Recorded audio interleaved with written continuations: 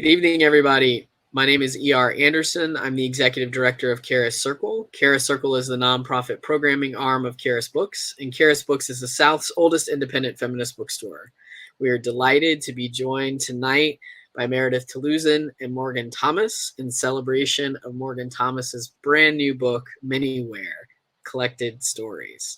So I'm going to introduce Meredith first. Meredith uses she and they pronouns, and Meredith is the author of the critically acclaimed memoir Fairest, which we have celebrated in many ways at Keras over the last 2 years.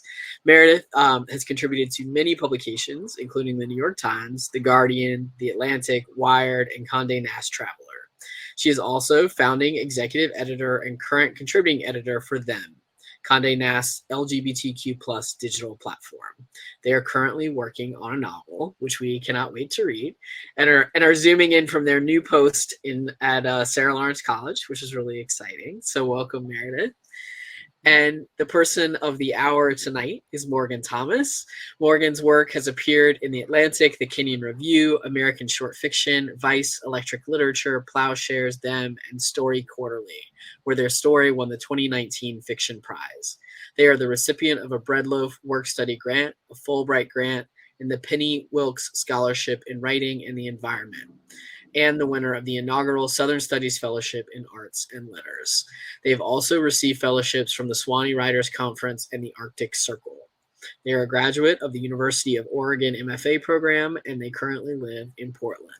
So welcome, Morgan. We're really excited to have you here with us celebrating this book tonight. It's a very, very queer, very Southern, very trans book. We're really, really happy to get to bring it to the world and to all of our Keras viewers. So we want to encourage folks who are watching at home. You can ask questions if you like. You can also shout out where you're watching from.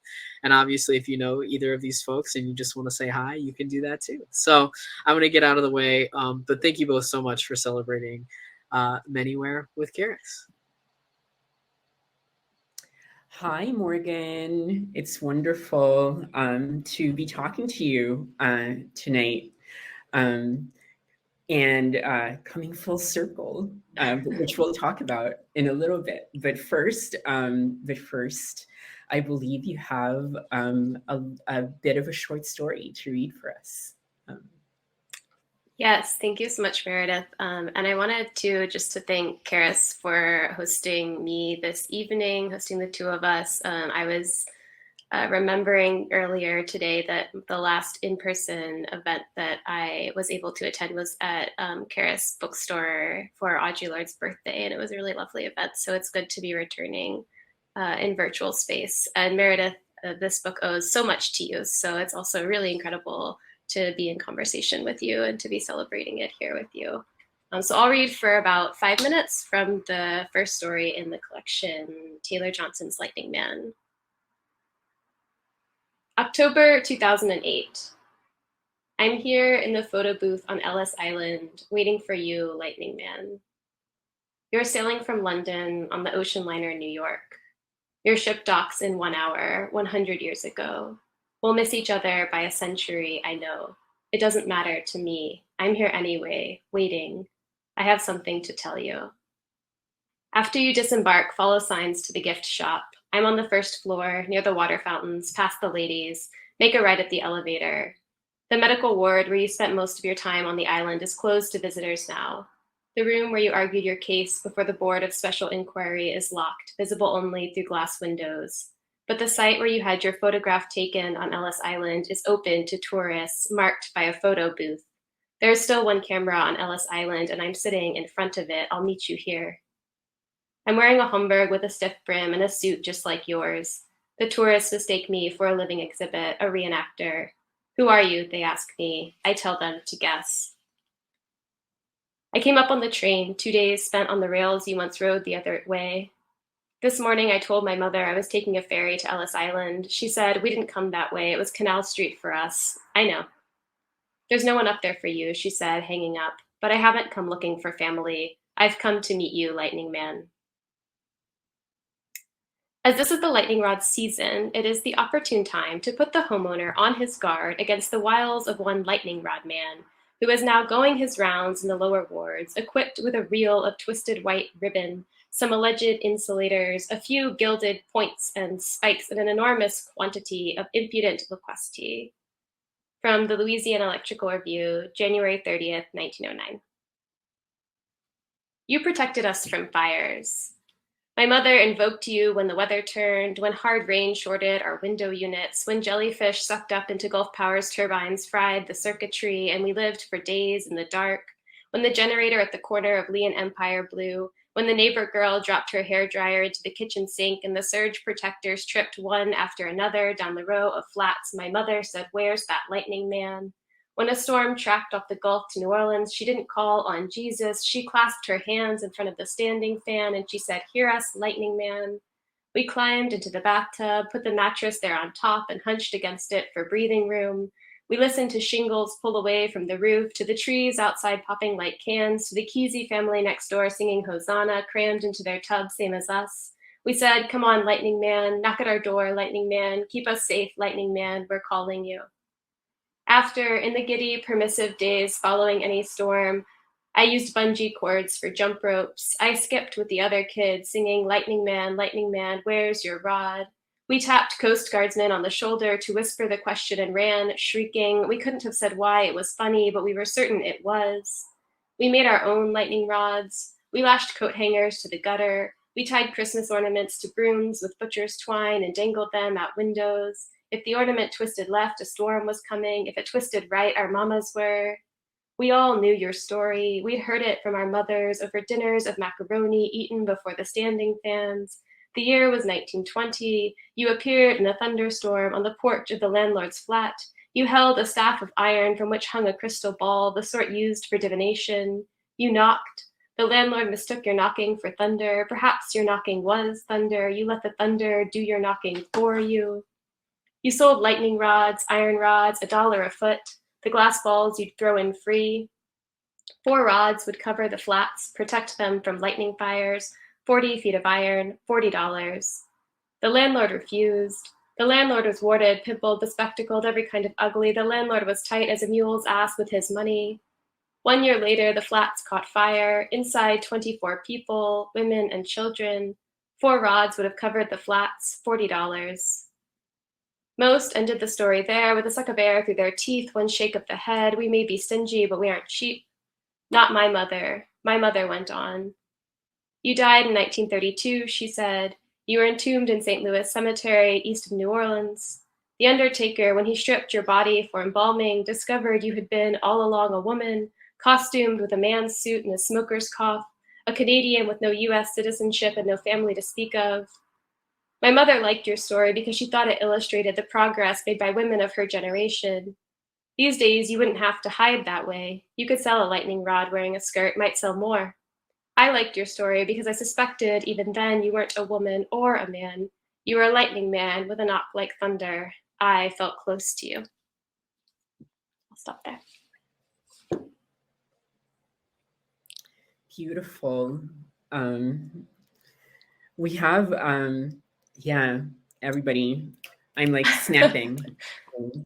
Oh, also people should know that I'm in my office at Sarah Lawrence, and the light sensor turns off periodically unless I'm very animated. So you'll see me being more animated than my usual self, although I am a former dancer. So, but I feel like, it's so funny. It's so funny how we have so many relationships to that story. Yeah.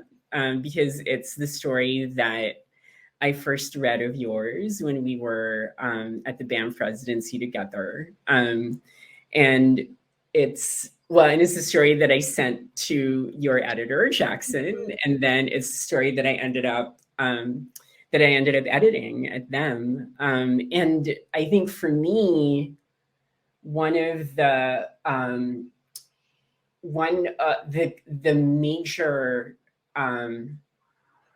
major reason why I was so drawn to the story is the way in which it coalesced, or it literalized, this feeling of being between genders by also placing it in a physical location, and also,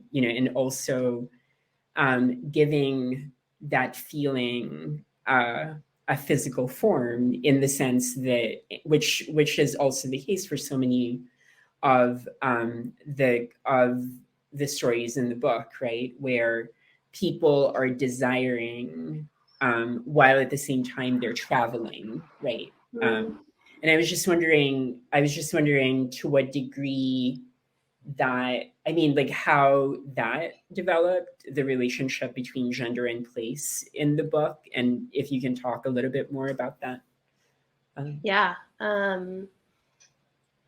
Yeah, I remember workshopping some of these early stories before I was thinking about any of them as part of a story collection. And I remember one of my teachers saying that it felt like I was trying to dramatize a sort of stuckness or a sort of in-betweenness, and that at first in early drafts, that didn't feel like it was enough a part of the story and the structure. And it was through stories, I think, like Taylor Johnson's Lightning Man, and also Transit, that I came to understand these like interstitial spaces of travel and of borders, these in-between spaces, that I came to understand those as being not parallel exactly, but useful as ways of articulating on the page the in-betweenness or the stuckness or the interstitial ways that some of these characters are thinking about identity and gender,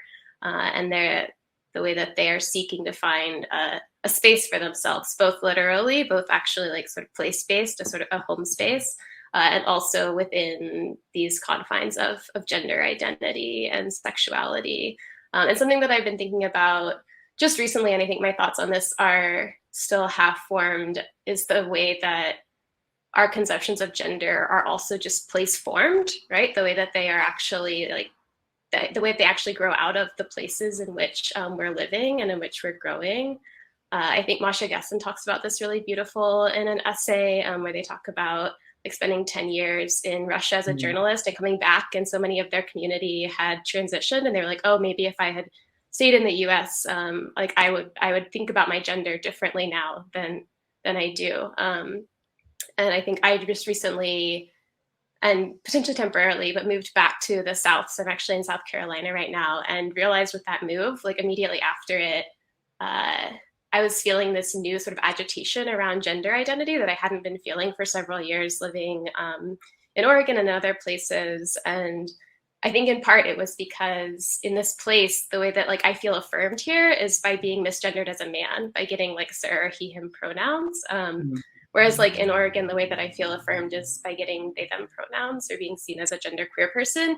And it's not, it doesn't necessarily mean, I don't think, that like my gender identity has like different forms, but just that there's a fluidity around gender and place that I think is really interesting. And I actually think, Meredith, that it's something that I find really beautifully articulated in Fairest as well, and in your writing about these things.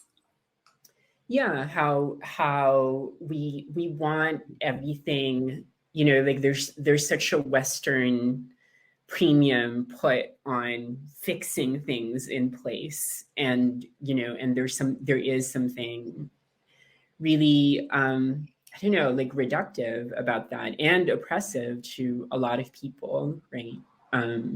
Yeah, I was mentioning recently on Twitter that I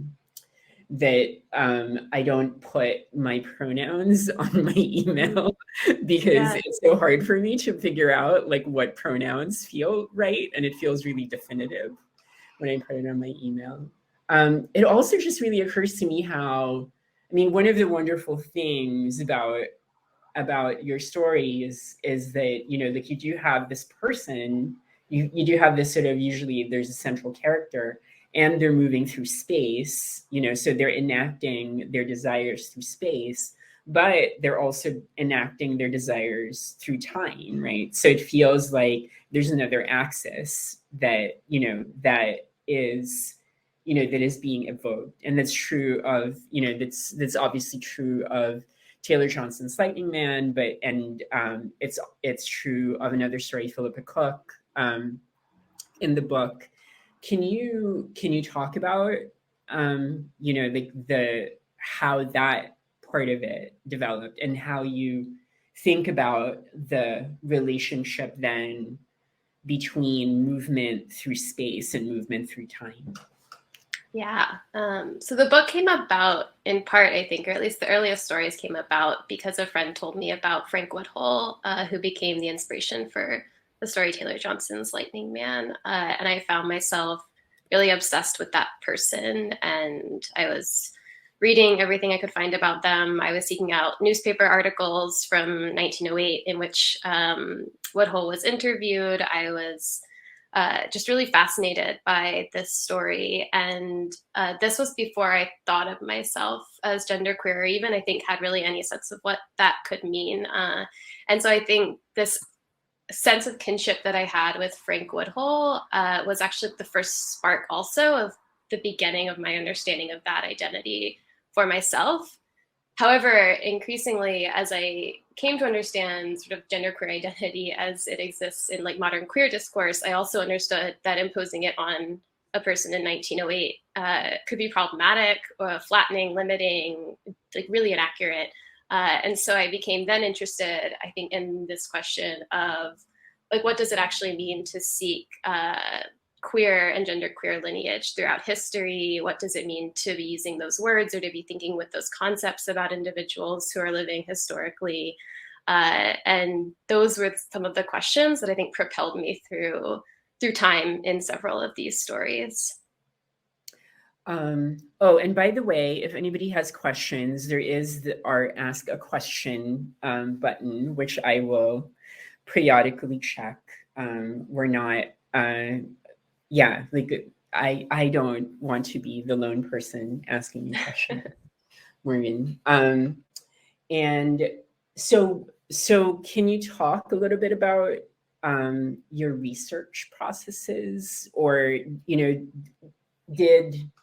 I guess like one question that I have is if Taylor Johnson's Lightning Man was sort of, do you feel like it's sort of this sort of germ story for that then other stories branched out of? And did you develop a method or develop kind of like a way of working through the other stories? Like how did the collection evolve from Taylor Johnson's Lightning Man?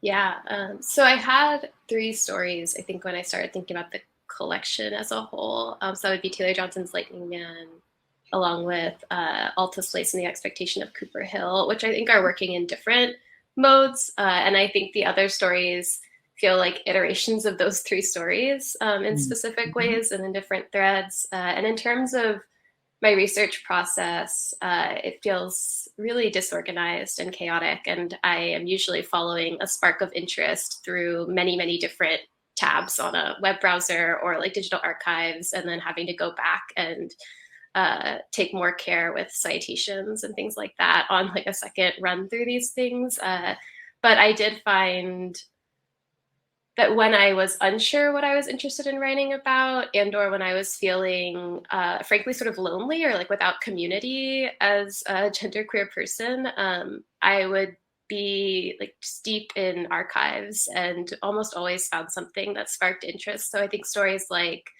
Philippa Cook, the Rogue, came out of finding this fragment of a trial, right? Like a transcript of a court trial that becomes the opening of that story.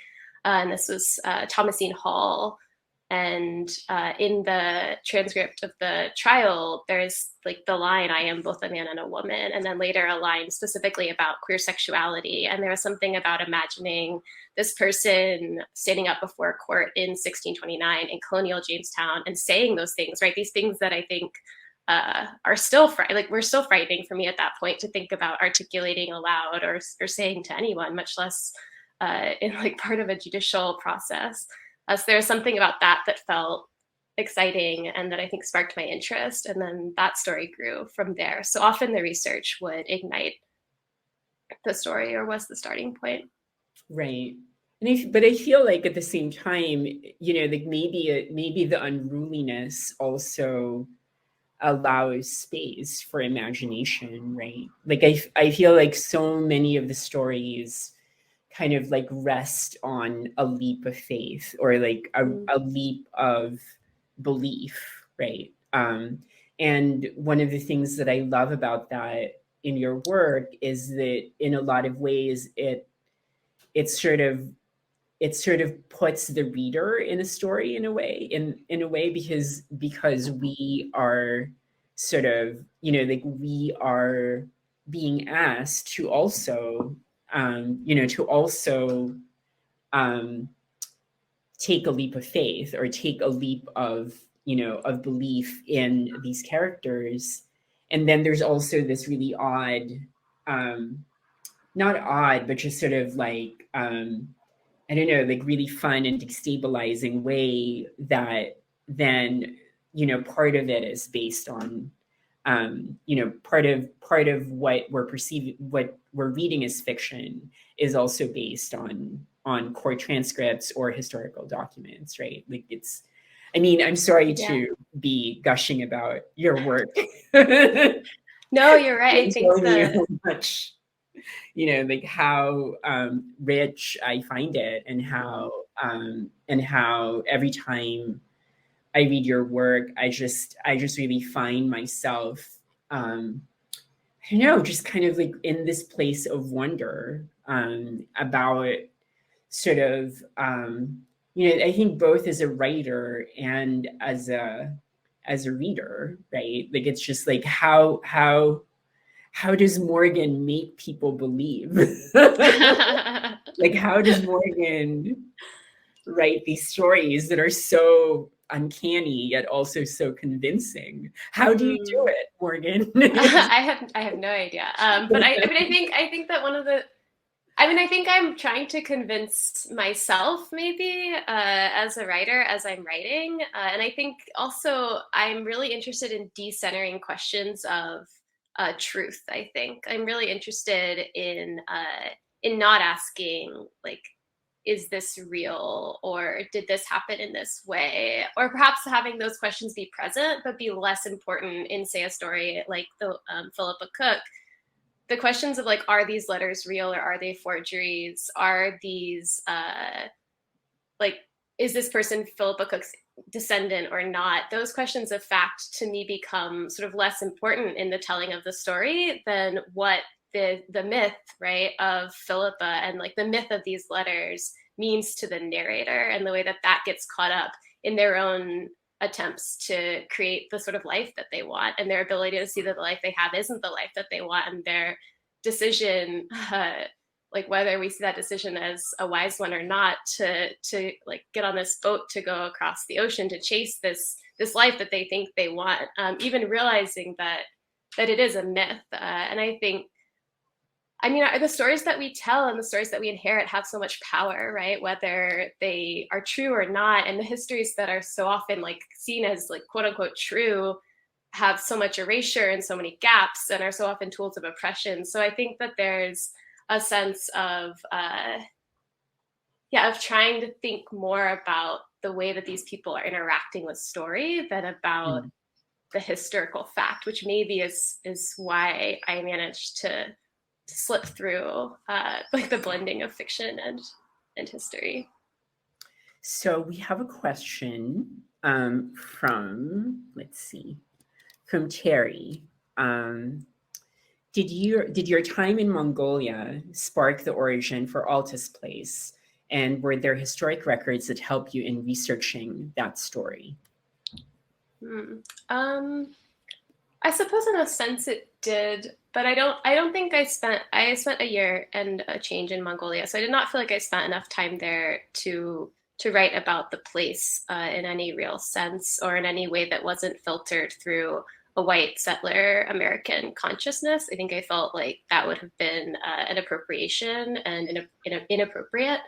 And so I think the story Alta's Place to me is still fundamentally about the way that queer identities are like legislated, and a sort of hegemony of like American queerness as the specific type of queerness that's then imposed through Corey on Alta, even as it's also being imposed on Alta through the American immigration system. And so I think it doesn't actually, I don't think, end up being so much about my time in Mongolia as the ways that I was trying to think through some of those questions and the specific dangers, I think, of modeling identities on other people as a white person and the ways in which that can itself be harmful.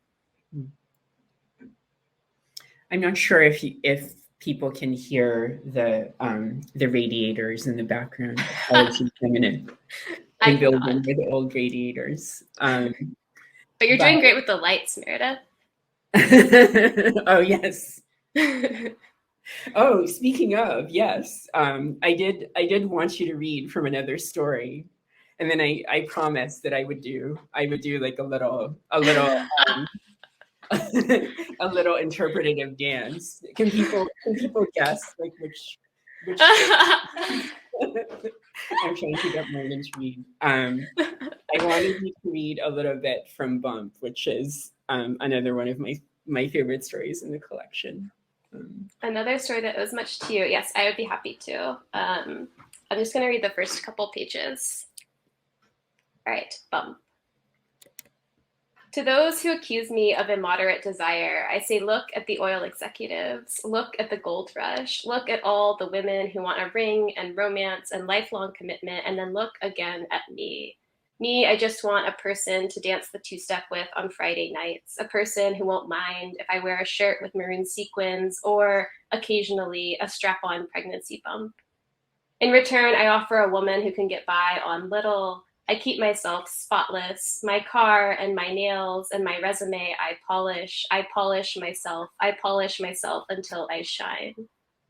The first thing that drew me to Len was that anyone could tell this was a man who had worked to be where he was and would work to stay there.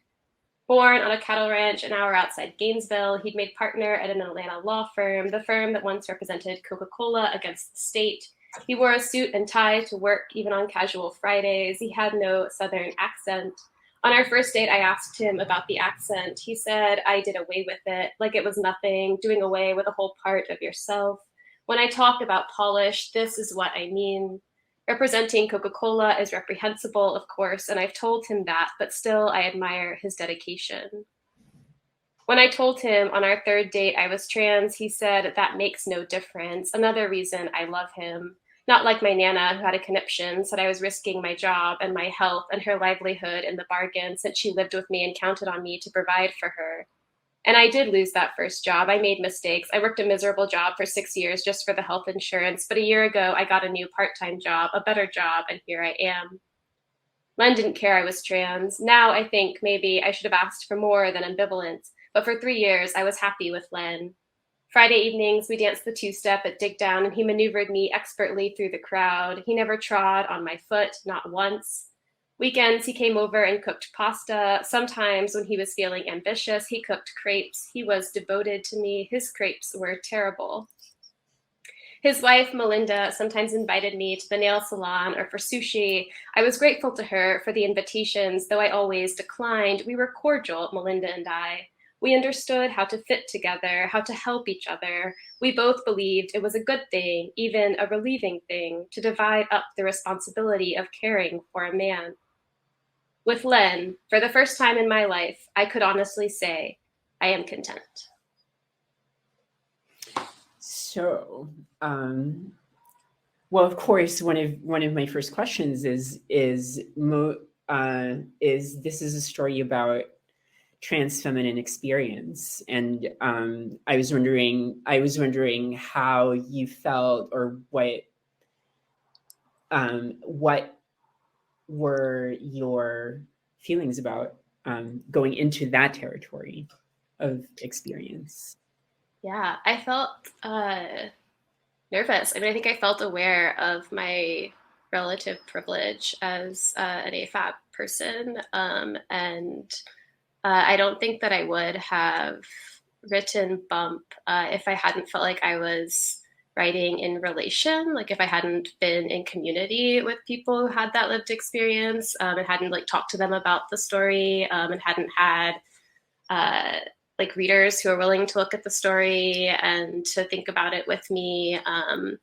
And I think this story, and also some of the work that I've written since Manywhere, has brought me to think of writing in some ways as like a collaborative process in a way that I don't always think I had thought about it before.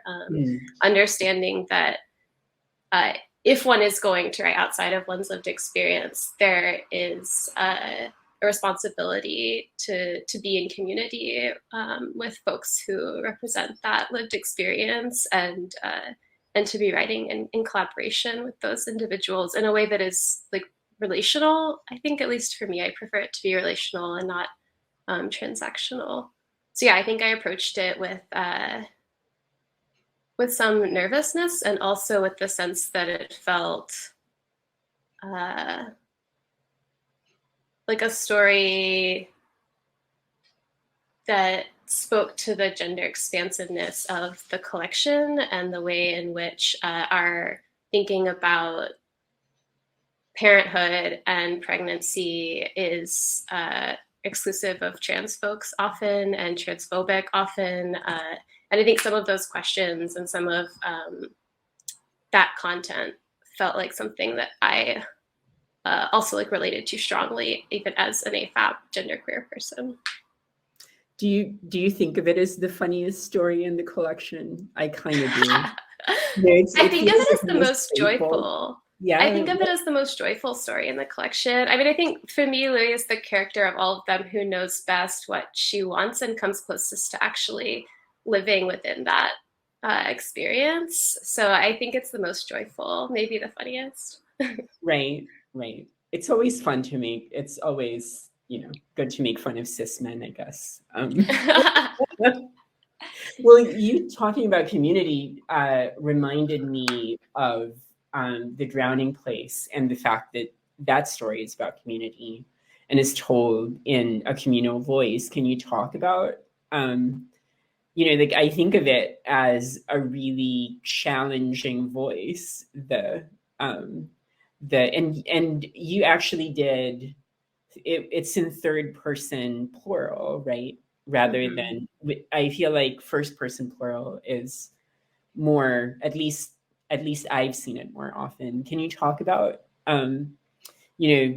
what went into that story and the decision to whether you conceived it as a collective voice from the start, or whether there were other iterations of it?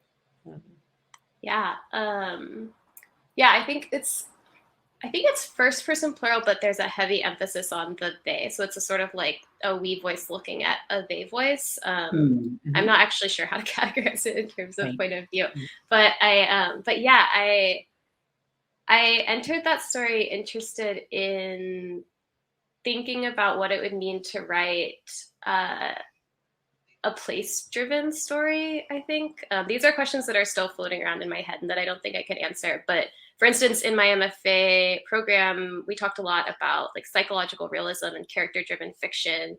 And I think increasingly over the last few years, I've been really interested in thinking about what it would mean instead to think about like ecological realism, like realism of relationships to each other and relationships to place, and place-driven fiction. So what does it mean to actually think about the drama of a space, a city, a place being central on the page? And so in part, the choice to use a collective voice was a way of trying to decenter like a specific mind or a specific lived experience, and instead center this like climate-driven migration that is causing these two communities to collide. And I think another part of it was that I really love Julia Otsuka's The Buddha in the Attic, and the way that the collective narration there allows for an accumulation of detail and accumulation of varied experiences. And so the story was also really inspired by her novel. And I think the last thing I would say with regard to place is that I thought about the listing structure in that story as being reminiscent of like the accumulation that I think of after flood or after a storm. And so again, I was thinking as I wrote it structurally about how to bring the drama of landscape and of climate change to the page in a short story form. Well, I feel like you talking about Julia Otsuka makes me want to ask about, like influence, right? And community. I mean, another, it's really interesting. I feel like how, how people who are not authors always want to think of artistic creation, or not. There's this sort of mythology around individual, like individual artistic vision. Whereas I feel like at least most of the, the authors I gravitate towards and have gotten to know, they all have, this sort of pantheon of influences, both in terms of the people that they read, but also like people around them, who are influencing them directly, like friends who are also writers. And I was just wondering, especially because, this is your debut, can you talk a little bit more about both influence from the perspective of other works that you've read, but also from the perspective of how your communities have affected the writing of the book? Yes, oh my gosh, there are too many to name.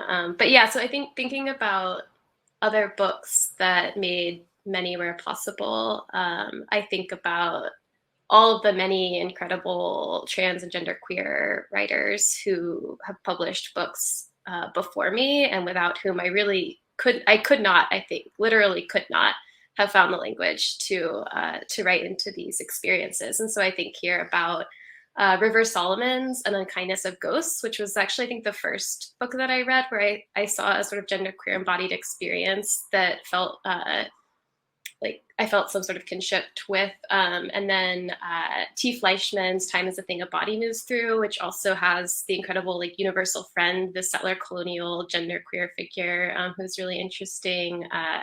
Akweki Amazi's Freshwater and the Death of Vivek Oji, the Two-Spirit writer Joshua Whitehead, and Billy Ray Belcourt as well. Abby May Otis, and then more, and that's just a sampling. And then in terms of more contemporary community, the writer Corinne Manning, We Had No Rules, has been a friend and also a writer whose work I really admire. I mean, Meredith, you have been an incredible mentor in terms of writing. And I think that Fairest Again is one of these books that has helped me find language for these experiences that I wouldn't have had otherwise. And then I think of writers like Daphne Palacios-Andreades, whose incredible book Brown Girls just came out a few weeks ago, and folks should read it. And we've been going through like this publishing process together. And we both like read each other's manuscripts, and it was another thing where we have like different lived experiences, and I feel like we were collaborating in that regard. And it's been really incredible to have her as a partner through this debut publishing process. Yeah, and there's so many other writers who read early drafts of Manywhere, and who have books that are upcoming this year that I'm really, really excited to read. And I'll name just maybe one more, which is Riss Nielsen's Deep in Providence, is a YA novel that'll come out in the spring, and I'm excited about that. But yeah, there are so many. Coming to understand writing as a collaborative process is something that I think I only really fell into after the MFA, and it feels like it's opened up a world of possibilities in terms of inspiration. And I currently I'm really lucky to be part of like a small, like 4-person little workshop, and we trade stories every couple weeks and meet up and talk. And that's been really wonderful too. Yes, writing groups for anybody, for any of the writers in the room. I feel like they're super motivating. I have one myself, but we only meet monthly. We're not as ambitious as y'all, Morgan. Well, so then I have to, of course, ask you the question that I hate being asked, which is, which is, what are you working on, Morgan? Are you working on Okay. anything? What's next? What's going to happen? How's it going? Yeah, The next book. I'm working on two things. One is a novel. It uses like the lens of two siblings on a road trip from their flooded Florida home up to Illinois as a lens through which to think about queer ecology and like white climate-driven migration in the next decade or so, and what that might look like. So that has been fun. And then I'm here as a Southern Studies Fellow, so I'm collaborating with a visual artist on a project that uses baptism as a way of thinking about gender fluidity and rivers and watershed ecologies and the influence of evangelical Christianity historically and today on the South. So those two projects have been fun. Yeah, that's what I'm working on now. Well, now that we're officially colleagues, I'm hoping that we would be able to exchange manuscripts at some point, because I would love that. That sounds lovely. And I do have brown girls on in my pile because well, for reasons, as a Filipino person who spent time in Queens, even though I am not literally brown, I definitely spiritually vibe with the book. I'm trying to think of if I have other questions. What, are there aspects of the book that you want to talk about that we haven't kind of discussed yet? I'm trying to think. I was curious about also about the questions of health, like questions of a lot of the characters in the book,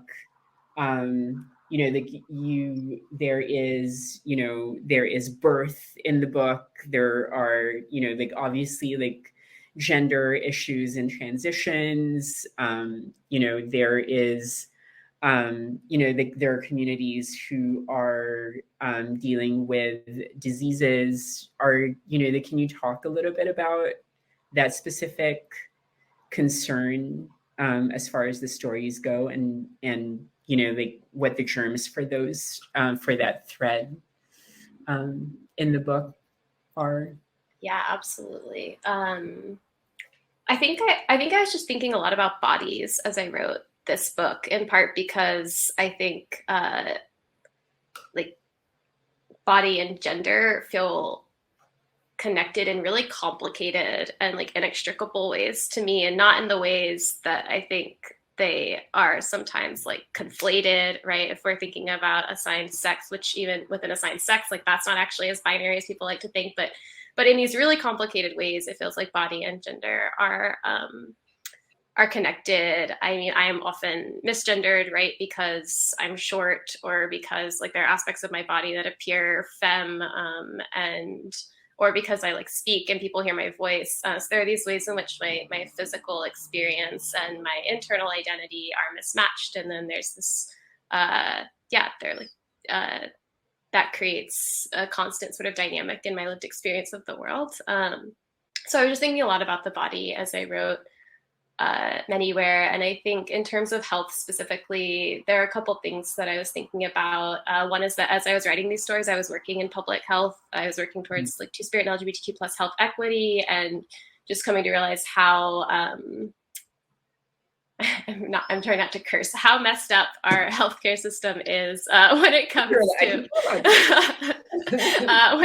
to like queer and trans experiences, right? And getting trans people the healthcare they need, right? Like just how difficult that can be, how inaccessible it is for so many people in our community. So I think that that's one of the things that's driving these questions of health within Manywhere. And then I think the other thing is the way in which our bodies and landscapes are connected. So I think, for instance, in Surrogate, we're seeing a sort of clear ecological like effect on the health of the narrator in that story. And here again, I'm just thinking about the reality of life in the 21st century, where so often we are living in landscapes that are contaminated in specific ways. And then this is affecting our lived experiences and our bodies. And and of course impact some communities more than others. So I think those are a few of the different axes that I was thinking about in regards specifically to health. As you're talking about the body and transness and ecology, and climate, I was wondering, like, this is an ongoing question that I have for myself as well. Like, what do you think the role of fiction and fiction writing is in terms of, like as ways of portraying, dramatizing,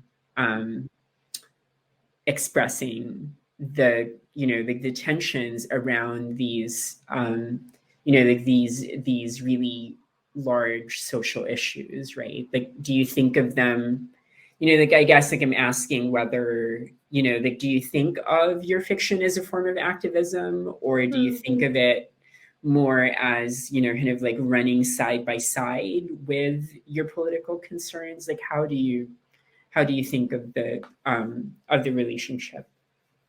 Yeah, I feel like I've kept it relatively separate, in part because I think in spaces of like public health or of activism, I recognize the need often for like relatively stable and black and white narratives about, for instance, gender identity or things like that, because we're still pushing back on like really transphobic narratives sometimes. And in my fiction, I try to shift away, I think, from a black and white narrative. I'm more interested in nuance and questions and things that I don't understand, and where I can like push and try to explore those things. So I feel like I've kept it quite separate. But I think one of the things that I hope Manywhere does, and that I hope my writing does, is just to make really clear the temporal specificity of our understandings of things like gender and sexuality and like this current nation state, right? I think if I can show in my fiction that all of those things are specific to this moment, right? That the way that we're thinking about gender right now and the way that we're thinking about queerness right now, and the fact that we are living in like this country that is currently called the United States, like that all of those things are specific, that they have not, that they like are not necessarily able to be imposed on the past, and therefore that they are not also necessarily able to be imposed on the future. I feel like in that way, fiction can make space for more expansive possibilities for gender and identity and sexual expression and liberation in the future. Yeah, I mean, what was I going to ask you? How do you conceive of readership then, in terms of like who do you think at all about who you want the book to reach? And then also, and then also, like one of my experiences publishing Fairest is that all types of readers have read and contacted me about Fairest. Like, have you thought about, sort of like communities or people, people from backgrounds or identities that you're not, that you weren't really necessarily envisioning as readers when you were writing the stories? Yeah, I think I hope that anyone could read Manywhere and reflect then on the specific ways that their own self-narratives and mythologies have been built, and like on what inherited stories and what stories are they pushing back or adapting, or what historical gaps are they thinking about or filling in within that personal narrative. And I also think that I've been surprised, like, for instance, I had people reach out to me, like cisgendered women reach out to me after Bump was published and say that the experience rendered in that story felt like that they felt a kinship with that experience, which is something that I wasn't thinking about as I was writing it. So I feel like I've been surprised in that way. You successfully got cis women to identify with trans women. I mean, think about that, Morgan.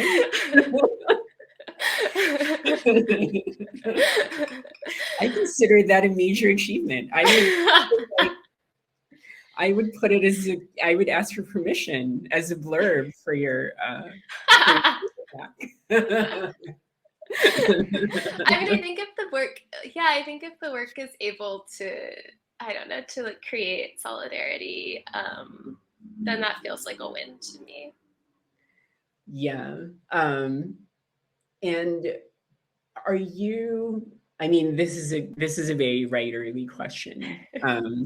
The writerly question is like, how have you found the working on a novel process versus working on stories, and how has the adjustment been? And are you planning to come back to stories, or do you have stories that you also dip into when like when you have the chance?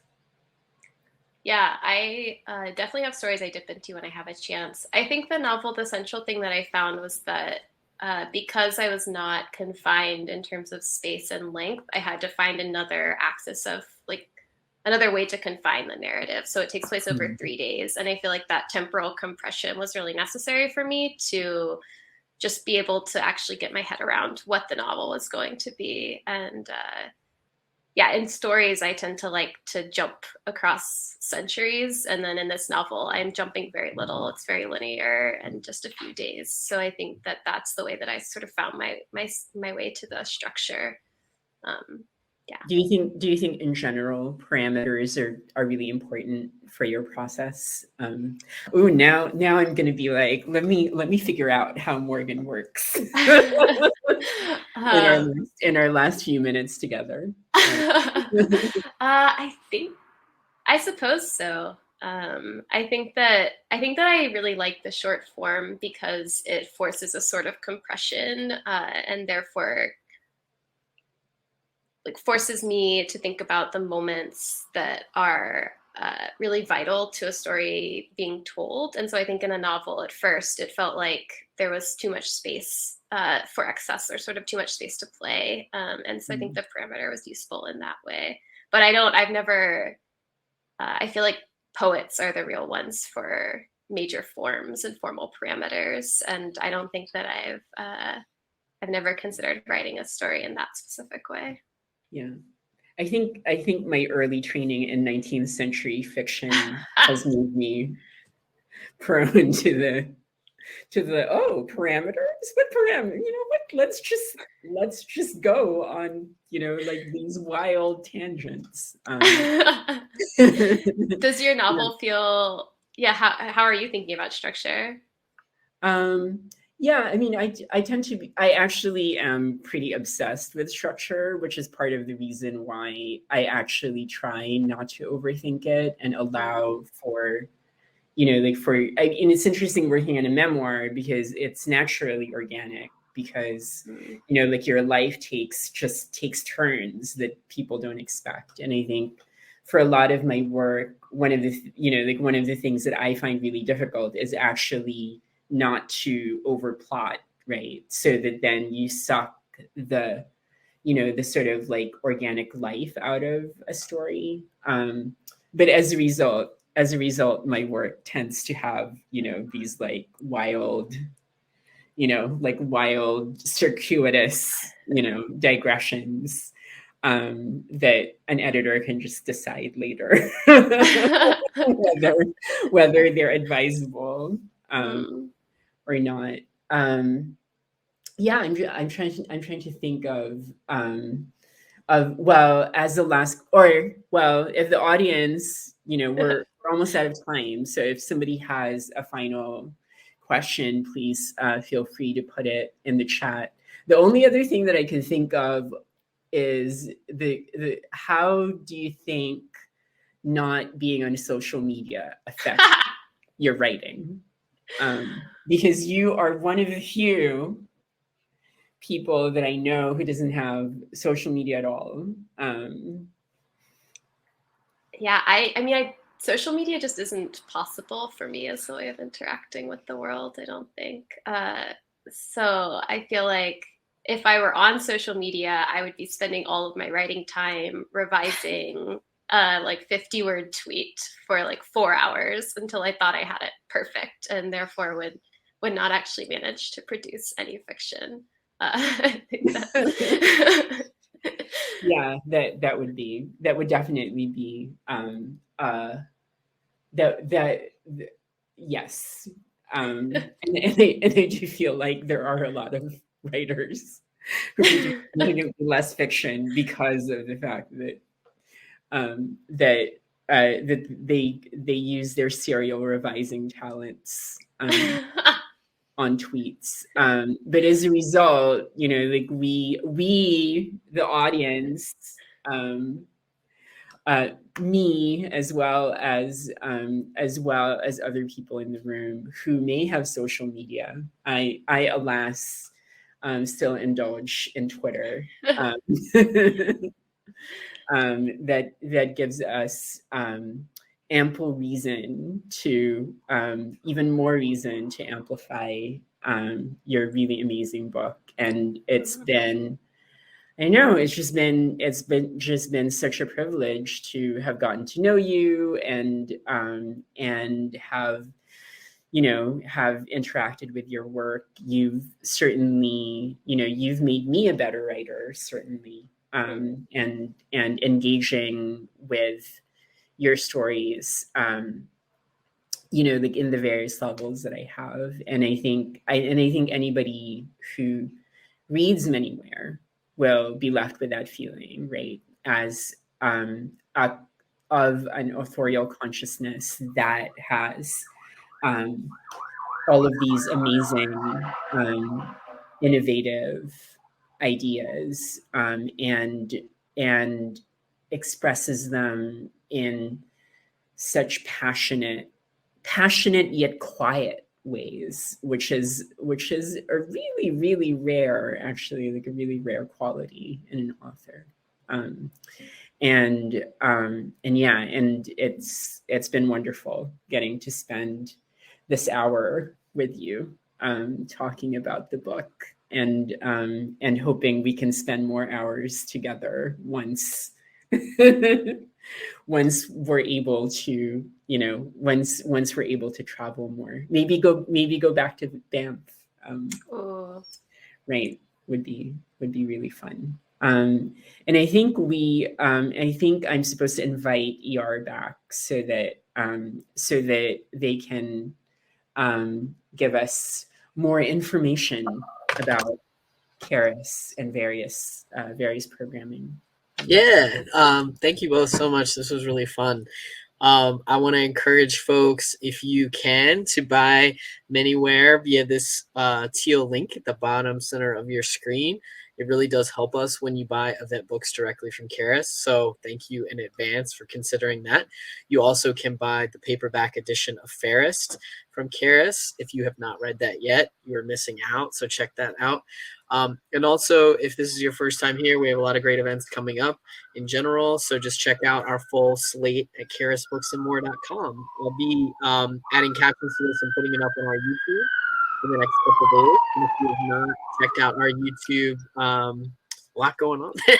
If you've not checked out our YouTube, it's YouTube.com/Karis Circle. It's got our full archive of all the events that have happened virtually since the beginning of the pandemic. It's an incredible resource, so we'd love for folks to follow us there as well.